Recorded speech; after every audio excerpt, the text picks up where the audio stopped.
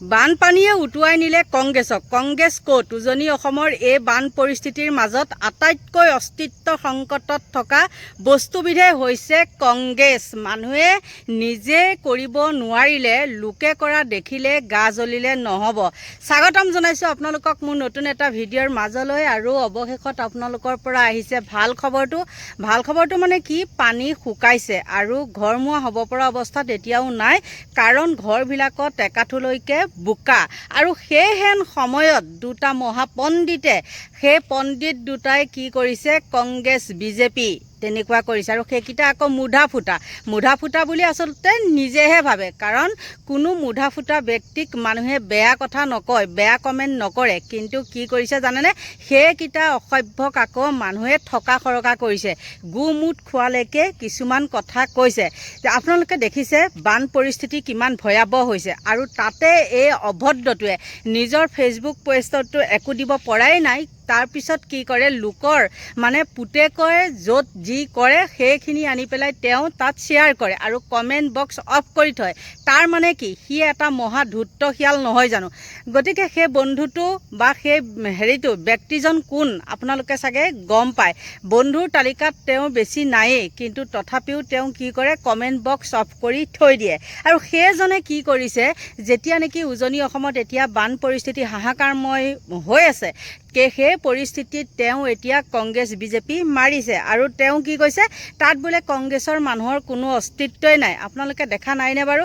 তাৰ চকুত কিহবাই মুতিলে নেকি, ইমানেই কৈছোঁ। সেইটোৰ চকুত কিহবাই মুতিলে নিশ্চয়। সেইকাৰণে গৌৰৱ গগৈ যে য'তেই নহওক উজনি অসমত এপাক হ'লেওতো মাৰিছে নহয় জানো, কিন্তু সেইটোৰ চকুত হয়তো কিহবাই মুতিলে, সেইকাৰণে সি দেখা নাই। আৰু নেদেখাকৈ সি যিকোনো কথা কিছুমান মানে দিছে, আৰু তাৰপিছত কি হৈছে, কুকুৰে পানী নোখোৱাকৈ গালি পাৰিছে।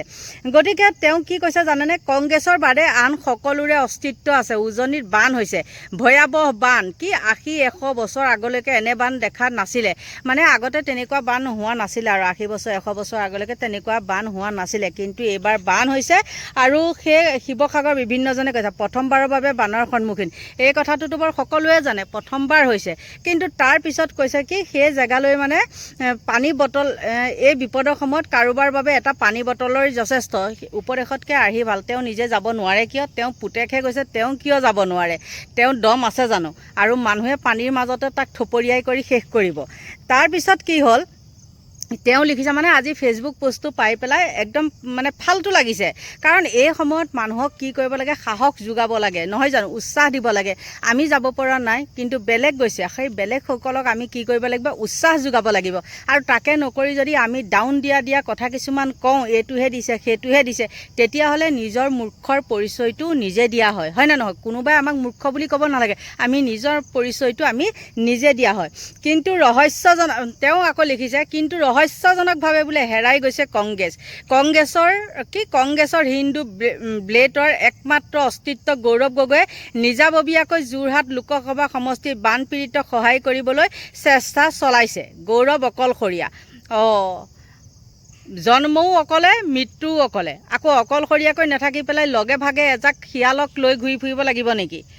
টেটুগুৰিলৈকে খাং কৰি পেলাই ঘূৰি ফুৰিব লাগিব নেকি? গৌৰৱৰ লগত কংগ্ৰেছৰ এজনো বিধায়ক নাই। আচলতে কংগ্ৰেছ এতিয়া হিন্দু বিধায়ক নহয়, মুছলমান ভোটাৰৰ ভোটত জৰিয়তে নাওবৈচাৰ পৰা বিজয় হোৱা এই পাগলৰ কথানো কি ক'ব। পাগলৰ কথা ক'বলৈ গ'লে একেবাৰে মানে আৰু কি ক'ম, মানে কিবা থাৰ্ড ক্লাছ। আৰু পাগলৰ লগতে আৰু পাগলী এজনী নহয়, সেইজনীয়ে আকৌ কি কৈছে এইবাৰ, দুইটা পাগলী মিলি পেলাই, আচলতে দুইটাৰে চৰিত্ৰও একে আৰু দুইটাৰে মানে লিখনিও একেই। মানুহক কিবা কুদুৰ বাহ জোকাৰি লয় বুলি কয় যে, এই পৰিস্থিতিত তেওঁলোকে কুদুবাহ জোকাৰি লৈছে। সেই অভদ্ৰজনীয়ে কৈছে কি, যে উজনি অসমত বোলে আজমলে যে এইবিলাক সহায় সহযোগ কৰিছে, টকা দিয়া বা কিবা বান সাহাৰ্য দিয়া, সেইবিলাক যে কৰিছে, আচলতে সেইবিলাক কি ভোটৰ আশাতহে কৰিছে বুলি কয়। আৰু সেই মহামূৰ্খজনীক কৈছোঁ, কালি মই এটা দেখিছোঁ, এজন ব্যক্তিয়ে কি কৰিছে, আজমল ফাউণ্ডেশ্যন পাতিবৰ কাৰণে তাত মানে আৰু উজনি অসমত মানে তেওঁ 10 বিঘা মাটি নে কিমান বিঘা মাটি দান কৰিছে পাতিব বুলি, মানে পাতিবলৈ দিছে সকলোৰে সুবিধাৰ্থে। কাৰণ হোজাই লংকা সেইফালে আমাৰ যাবলৈ অসুবিধা হয়, আৰু সেয়া পতাৰ লগে লগে আজমলৰ যিমান আপোনালোকে দেখিছে নহয়, মেডিকেল চব সকলোখিনি একদম মানে পৰিপূৰ্ণ, সিমানেই ক'লোঁ। চৰকাৰী আমাৰ GMCয়ে পাত্তা নাপাব, আজমলে যি মেডিকেল বনাইছে GMCয়ে পাত্তা নাপাব, ইমানেই ক'লোঁ। আৰু এই মূৰ্খকেইটাক কৈছোঁ, তেওঁলোকে মিয়া মুছলমান যে মাৰি আছে, তেওঁলোকে জানেনে ইজনৰ পিছত সিজন গৈছে তাত মানে হেৰি কৰিবলৈ, মানে সহায় কৰিবলৈ বানপীড়িতসকলক। কিয় উজনি অসমত মিয়া আছে কাৰণেহে মানে তেওঁলোক গৈছে নেকি? আপোনালোকে সেইটোৱে ভাবিছে নেকি? এই আচলতে আপোনালোক বুলি কৈছোঁ যে এই মহামূৰ্খকেইটাক আপোনালোক বুলি কোৱা নাই দেই, মই মোৰ ভিউৱাৰ্ছসকলকহে আপোনালোক বুলি কৈছোঁ। এই মহামূৰ্খকেইটাক মই আপুনি বুলি ক'বলৈ নাযাওঁ, তেহেঁতক মই কি বুলি কওঁ জানেনে? ফাল্টু বুলি কওঁ, তই বুলি কওঁ। গতিকে এই দুটাই কৰি আছে সেয়া, কংগ্ৰেছক ধৰিলেগৈ। এইবাৰ এইটোৰ কথা কি ক'ব তেওঁ গৌৰৱ গগৈ, কিন্তু গৌৰৱ গগৈ যদি কিবা এটা ভাল কামত যদি কালিলৈকে তেওঁ মানে মুখ্যমন্ত্ৰী হৈ যায়, কিন্তু প্ৰথমতে গৈ পেলাই ভৰি চেলেকিব। গৌৰৱ গগৈ আকৌ পোকৰ ধোৱাবগৈ সেই অতনু ভূঞাইহে, গম পাইছে নাই? মই কৈ দিছোঁ সেই চেলেকাটোৰ নামটো অতনু ভূঞা, আৰু দুইটা চেলেকা চেলেকি লগ হৈ পেলাই মানে একদম ছ'চিয়েল মিডিয়াখন শেষ কৰি পেলাইছে। মানুহ মৰিছে কেনেকুৱা চিন্তাত, আৰু একাঠুলৈকে বোকাত পুত গৈ আছে, পানী শুকাইছে জানো, সেইবিলাক কেনেকৈ চাফা কৰিব, কি হ'ব, সেইবিলাক চিন্তা নাই অভদ্ৰকেইটাই মুঠতে ইটোৱে সিটোলৈ পানী ছটিয়াই থাকে। গতিকে সেই অভদ্ৰজনীকো কৈছোঁ, আপোনালোকে গম পায়নে মহবুল হক ডাঙৰীয়া, যিয়ে নেকি USTMৰ স্বত্বাধিকাৰ, তেওঁ কিন্তু বহুখিনি তাত বান সাহাৰ্য দিবলৈ যোৱা দেখিছোঁ, আৰু বহুত ধন্যবাদ দেখিছোঁ। এই মূৰ্খবিলাক তেনেকৈয়ে চিঞৰি মৰি থাকক। কুকুৰৰ নেজ কেতিয়াও মানে হেৰি নহয়, চিধা নহয়, তেওঁলোকৰ নেজ সদায় পাক খাই থাকিব।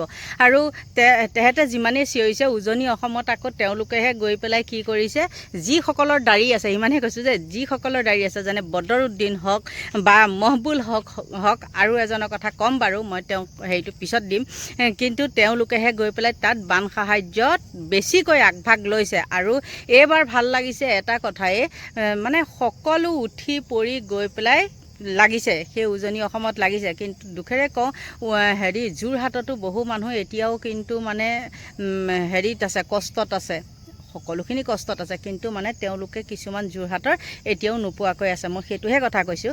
আৰু মহামূৰ্খকেইটাক কৈছোঁ, তহঁতে দিব পাৰিছ জানো কিবা? তহঁতে দিব পৰা হয় তহঁতে ফেচবুক ফালি থাকিলেই হয়। সেই মহামূৰ্খজনীয়ে কেতিয়া আমি জন্ম নোহোৱাতেই নেকি, তেতিয়াই তাই ক'ৰবাত হেনো খিচিৰি বনাইছিলে, তাই আকৌ নিজৰ ফটোখন নিজে আকৌ শ্বেয়াৰ কৰি থৈ দিছে।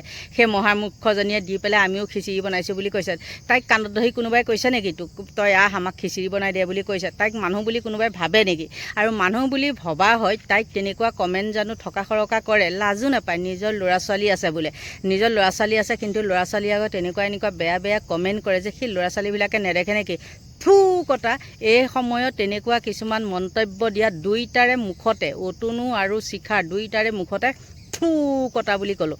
গতিকে বন্ধু বান্ধৱীসকল, এইখিনি আছিলে ক'বলৈ। ভিডিঅ'টো সৰু কৰিছোঁ, আৰু মনটো এটাই ভাল লাগিছে, আজি বহুত ৰ'দ দিছে। সেইটো চাইডে দিছেনে নাই নাজানো, ৰ'দৰ লগে লগে কিন্তু বহুত ধুনীয়া সুন্দৰ বতাহো মাৰিছে। আপোনালোকৰ পৰা এতিয়া লৈছোঁ বিদায়, বাই বাই।